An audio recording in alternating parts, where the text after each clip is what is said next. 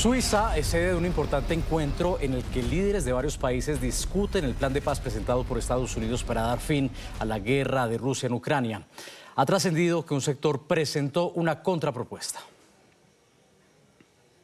A la sede de la misión de Estados Unidos ante la ONU en Ginebra llegaron funcionarios ucranianos, estadounidenses y europeos para discutir el borrador del plan propuesto por Estados Unidos para cesar más de 3 años de guerra de Rusia en Ucrania. Entre los asistentes está el enviado especial Steve Witkoff, así como el secretario de Estado Marco Rubio, mientras por el lado ucraniano está Rustem Umerov, secretario del Consejo de Seguridad y Defensa de Ucrania. Apreciamos a nuestros socios estadounidenses que trabajan estrechamente con nosotros para comprender nuestras preocupaciones para llegar a este punto crítico y esperamos lograr más avances hoy. Un funcionario estadounidense dijo que de momento las conversaciones han sido productivas y concluyentes. Según la agencia Reuters, los europeos presentaron una contrapropuesta en la que entre varios puntos piden ampliar el límite de número de militares ucranianos a 800.000, además de que Ucrania celebraría elecciones lo antes posible tras la firma del acuerdo. Entre tanto, el presidente Donald Trump acusó a Kiev de ingratitud por los esfuerzos para terminar la guerra e insistió en que bajo su gobierno Rusia no hubiera atacado territorio ucraniano. En un extenso mensaje, el presidente Volodymyr Zelensky agradeció a Estados Unidos y al mandatario Donald Trump por todos los esfuerzos en el proyecto que discuten para poner fin a la guerra. Ucrania agradece a Estados Unidos, a cada estadounidense y personalmente al presidente Trump la ayuda que, empezando por los Javelins, ha salvado vidas ucranianas. Agradecemos a todos en Europa, en el G7 y en el G20 que nos ayudan a defender la vida. Es importante mantener el apoyo. Por eso trabajamos con tanto cuidado en cada punto, en cada paso hacia la paz. Todo debe salir bien para que esta guerra termine de verdad y no se repita. Saludamos a Aribel Contreras. Ella es analista internacional. Aribel, bienvenida a NTN24. Un gusto saludarte, Nicolai. Muy buenas tardes. Aribel, escucho al presidente Zelensky en esta declaración escrita y parece evidente la compleja posición del presidente ucraniano porque no se puede dar el lujo de otra pelea con Donald Trump, quien le está apretando la tuerca, lo está forzando a aceptar un acuerdo que claramente no le gusta, pero tiene que ir suave con el presidente Donald Trump porque Trump le está amenazando con quitar la financiación.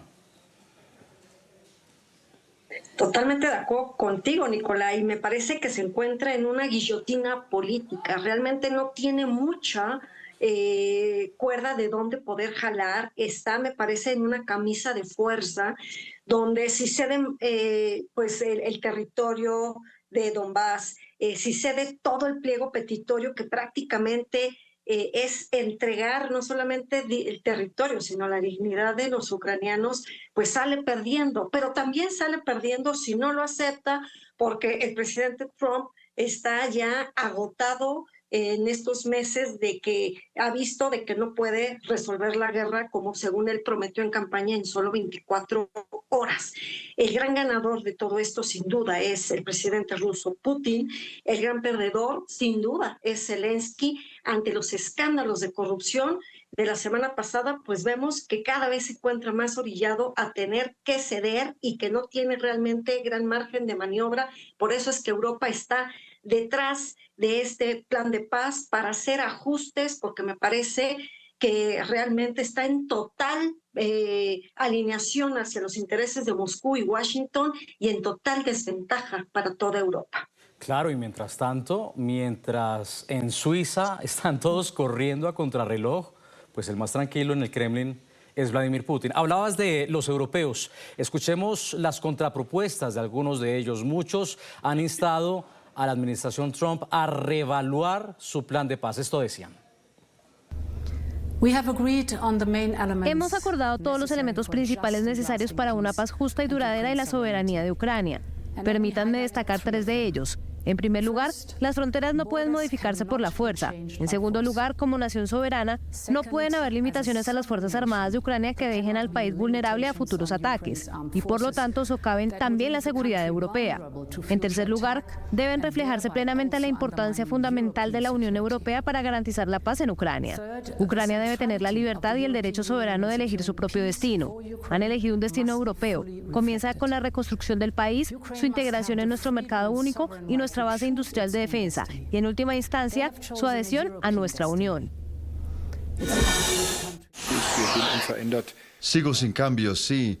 No quiero decir pesimista, pero en este momento no estoy convencido de que la solución deseada por el presidente Trump se alcance en los próximos días. Hoy es domingo. El plan del presidente Trump es llegar a una conclusión el jueves. Todavía estamos muy lejos de eso. Eso no significa que sea completamente imposible de alcanzar, pero soy escéptico sobre si tal resultado es posible, dadas las diferencias actuales, pero tendremos que esperar y ver. Sobre todo para que los europeos y los ucranianos nos podamos sentir representados y podamos construir esa paz justa y duradera que lógicamente merecen y necesitan los ucranianos y desde luego necesita también Europa. Creo que es muy importante también las conversaciones que se están produciendo ahora en Ginebra, donde no solamente están representados varios países de la coalición de voluntarios, de la cual España forma parte, sino también instituciones comunitarias. Porque creo que evidentemente no solamente estamos hablando del presente y el futuro de Ucrania, sino estamos hablando también de algo mucho más relevante y es la arquitectura europea de seguridad. Aribel, ¿qué sería de Ucrania sin sus socios europeos? ¿Crees que para el jueves haya un acuerdo como lo había presionado Donald Trump? Bueno, al presidente Trump le encanta negociar temas políticos como si fueran temas empresariales. Sabemos que él está acostumbrado a gobernar el país como si fuera una empresa. Poner una fecha límite parece demasiado express y puede ser el anuncio del fracaso anticipado, como lo ha sido en el caso del acuerdo entre Hamás e Israel. Me parece que esto tiene que estar a cocción lenta, no esperando demasiado tiempo, por supuesto, pero no forzando a que de Ginebra se dé un salto cuántico al jueves para que esto concluya. 28 puntos en este acuerdo de paz, Nicolai, donde me parece verdaderamente cuando uno los lee es una aberración completa, porque tiene todo el matiz de como si fuera un acuerdo comercial entre Estados Unidos y Rusia. Estos neocolonialismos de los cuales hace meses atrás he escrito y apuntado, de que Rusia se encuentra por un lado y por el otro se encuentra Estados Unidos encapsulando a Ucrania, y Ucrania se enfrenta a dos enemigos, no solo un enemigo público. Esta nueva era de cómo querer apropiarse de sus tierras raras, minerales críticos, ahora hacer de la reconstrucción también un nuevo negocio, ver cómo el Mar Negro también se convierte del polvorín al gran espacio marítimo comercial para Estados Unidos y Rusia, me parece una cosa verdaderamente aberrante.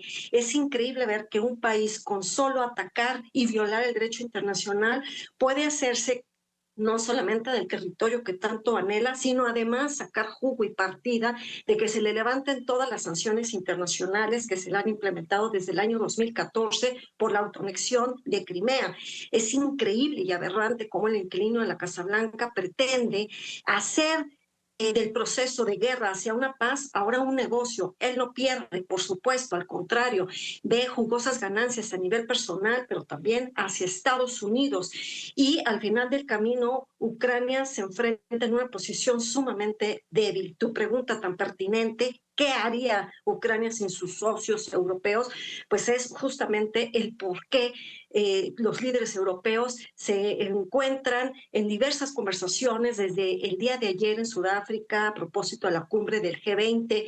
Ahora tienen representantes en Ginebra y estas conversaciones tendrán que continuar para que no pareciera que no es un acuerdo de paz, sino que es un acuerdo comercial entre Washington y Moscú, y donde simple y sencillamente están utilizando a Ucrania para hacer de las suyas, y donde al final del camino los intereses geopolíticos y económicos de Putin y de Trump son los que están prevaleciendo, y eso me parece denigrante, no solamente para los ucranianos, sino para poder hablar de una verdadera arquitectura de paz para toda Europa, que después de una primera y una segunda guerra mundial, lo que menos quieren es que este conflicto continúe. Pues Aribel, para claridad de nuestros televidentes, repasemos los 28 puntos del plan presentado por Estados Unidos para poner fin a la invasión rusa en Ucrania. El primer punto del borrador plantea la confirmación de la soberanía de Ucrania. El segundo incluye un pacto global de no agresión entre Rusia, Ucrania y Europa. En el tercero, Rusia se compromete a no invadir países vecinos y la OTAN a no expandirse más. El cuarto contempla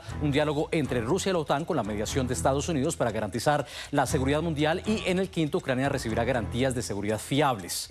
Seguimos. El sexto sexto punto es polémico porque exige a Ucrania limitar el tamaño de sus Fuerzas Armadas a 600.000 efectivos. En el séptimo, Ucrania acepta que no se unirá a la OTAN y la OTAN acepta incluir en sus estatutos una cláusula de que Kiev no será admitida en el futuro. En el octavo, la Organización del Tratado del Atlántico Norte acepta no posicionar tropas en Ucrania. El noveno punto del plan incluye que los aviones de combate europeos sean estacionados en Polonia, y el décimo se refiere a las garantías de seguridad. Si Ucrania invade Rusia, perderá la garantía, y si Rusia invade Ucrania, además de una respuesta militar coordinada y firme, se reinstaurarán todas las sanciones globales, se revocarán el reconocimiento de los nuevos territorios y todos los demás beneficios del acuerdo. El punto 11 de la propuesta de Estados Unidos señala que Ucrania cumple los requisitos para ser miembro de la Unión Europea y se beneficiará de un acceso preferencial a corto plazo al mercado europeo mientras estudia este asunto. El punto 12 se refiere a un potente paquete global de medidas para reconstruir Ucrania. El 13 habla del retorno de Rusia al G8, del que salió en 2014, mientras el 14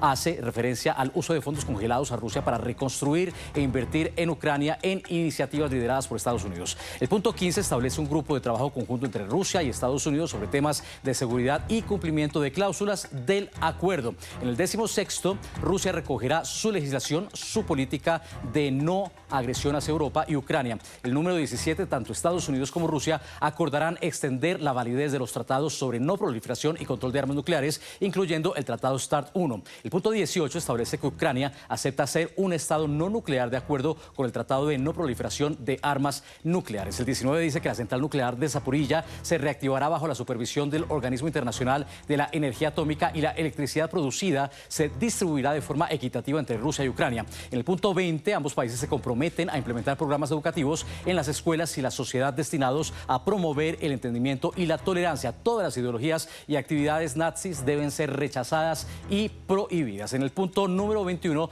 los territorios orientales de Crimea, Lugansk y Donetsk serán reconocidos de facto como regiones rusas, incluso por Estados Unidos. Mientras tanto, Jersón y Zaporilla quedarán congelados en la línea de contacto, lo que implica un reconocimiento de facto de esa línea. Rusia renunciará a los otros territorios que controla fuera de las 5 regiones y las fuerzas ucranianas se retirarán de la parte del Oblast de Donetsk que controlan actualmente. Las fuerzas rusas no entrarán en esta zona desmilitarizada. En el punto 22, tras ponerse de acuerdo sobre futuras disposiciones territoriales, tanto la Federación de Rusia como Ucrania se comprometen a no cambiarlas por la fuerza. El 23 dice que Rusia no impedirá que Ucrania se sirva del río Dnieper para sus actividades comerciales. El número 24 se creará un comité humanitario para resolver sobre intercambios de prisioneros, la devolución de restos mortales, rehenes y civiles detenidos. El 25 dice que Ucrania celebrará elecciones dentro de 100 días. El número 26 establece amnistía para todas las partes involucradas. Y finalmente, el 27 apunta a un acuerdo legalmente vinculante en el que el Consejo de Paz, dirigido por Donald Trump, se encargará de supervisar su implementación. Se impondrán sanciones si se viola. El último punto, el 28, dice que en cuanto todas las partes hayan aceptado este memorando, el alto al fuego entrará en vigor inmediatamente después de que ambas partes se hayan retirado a los puntos acordados para empezar a implementar el acuerdo. Tras las conversaciones, pues nos queda debatir si esto, Aribé, significa o no la capitulación de Ucrania. Y nada más faltaba un número 29 que dijera Ucrania tiene prohibido rechazar los 28 puntos anteriormente mencionados. Que más o menos fue lo que sugirió Trump, ¿no? Exactamente, o sea, Nicolai, me parece que queda claro lo que previamente tú y yo hemos mencionado en este análisis, de que estos 28 puntos están estrangulando políticamente, económicamente y socialmente a los ucranianos. Pretender celebrar elecciones en apenas escasos 3 meses después de un cese al fuego, de un fin de la guerra, es demasiado pronto, porque esto es lo que justamente Putin quiere para poder encender la maquinaria de propaganda política para que se elija a alguien alineado a sus propios intereses. Pretender de que la OTAN rechace por escrito que jamás Ucrania podrá ser miembro y que también en la Constitución de Ucrania se especifique que jamás podrá aspirar a la OTAN, eso es una decisión de los ucranianos. No puedes pretender desde afuera que la Constitución de un país se rija y establezca cosas que a ti te convienen y a ti te interesen. Esta forma tan contundente de establecer un máximo de soldados militares, por eso la propuesta europea es que de 600,000 se pueda subir a 800,000, ni siquiera cercano a 1,000,000. Es porque al final se siente sumamente vulnerable todas las fronteras de Ucrania. Algo interesante es cómo se queda congelada la parte de Zaporilla y de Gerson, donde no me queda a mí totalmente claro qué es desde la mirada de Putin y de Trump el que estas regiones del sur queden en esta parte sin una claridad. La planta nuclear de Zaporilla tendrá que proveer 50% de energía para Ucrania, pero el otro 50% se tiene que ceder a Rusia. El pretender que Crimea ya reciba el reconocimiento internacional, empezando por Estados Unidos, junto con Donbass, pues queda claro que entonces el mensaje que se le manda a la comunidad internacional es: tú viola el derecho internacional, usa tus armas, viola el territorio y la soberanía de otro país y te vas a hacer de tu territorio y te vas a servir con la cuchara grande, como decimos en América Latina. Este es el mensaje delicado del precedente que se va a generar una invasión a gran escala por parte de Rusia hacia Ucrania al pretender aceptar este acuerdo de paz, que insisto, más bien parece un acuerdo comercial entre Estados Unidos y Rusia, y donde Ucrania no tiene realmente para dónde moverse. Por más que empujen los europeos, sabemos que es Estados Unidos el gran gigante que mueve las piezas al interior de la OTAN, pero también de la agenda global. Y si no estás de acuerdo, entonces te dicen que eres un malagradecido. Entonces, al final del camino, yo te puedo decir que desde hace, lamentablemente, más de 1,000 días he venido diciendo que el fin de la guerra en Ucrania sí o sí tendrá la implicación de que sus fronteras cambiarán. Es decir, Zelensky no tiene mucha alternativa más que tener que aceptar territorio cedido para Rusia. No lo veo de otra manera, pero el resto de los puntos me parecen exacerbados, me parecen totalmente ventajosos para los intereses de los oligarcas rusos, además de los oligarcas también de Estados Unidos, porque no olvidemos que alrededor de Putin y de Trump hay grandes empresarios, grandes corporaciones que están nada más esperando el minuto 1 del fin de esta guerra para aprovechar de Ucrania todo: gasoductos, recursos naturales, minerales, empezar ahora a invertir en el ámbito de ciencia de datos, inteligencia artificial, y ver de dónde pueden exprimir a Ucrania. Por eso he dicho desde hace meses atrás que estos son los neocolonialismos de dos neopopulistas que construyen narrativas neonacionalistas al interior de su país con fines puestos totalmente su mirada en Ucrania. Y esto, sin duda, pone a Ucrania en un rol sumamente debilitado, que por más que Europa lo quiera cobijar y arropar, tampoco es que vemos que Europa se encuentre frente a una posición firme y contundente de poder dar batalla a otra alternativa, ya que también la seguridad europea ha estado anclada a los intereses de Washington desde la creación de la OTAN, esta alianza militar que, pues desde la perspectiva de Putin, es la otanización, es un término que yo bauticé hace 3 años, que es la expansión de la OTAN, lo que ha hecho que Putin justifique esta invasión. Sin embargo, con la OTAN o sin la OTAN cercano a sus fronteras, los intereses de Putin han sido muy claros en Ucrania. Podemos estar de acuerdo o en desacuerdo en por qué los ucranianos deberían de hablar ruso. Podríamos estar de acuerdo o en desacuerdo de que la gente de la región de Donbass se siente mucho más afín hacia Rusia que hacia Ucrania.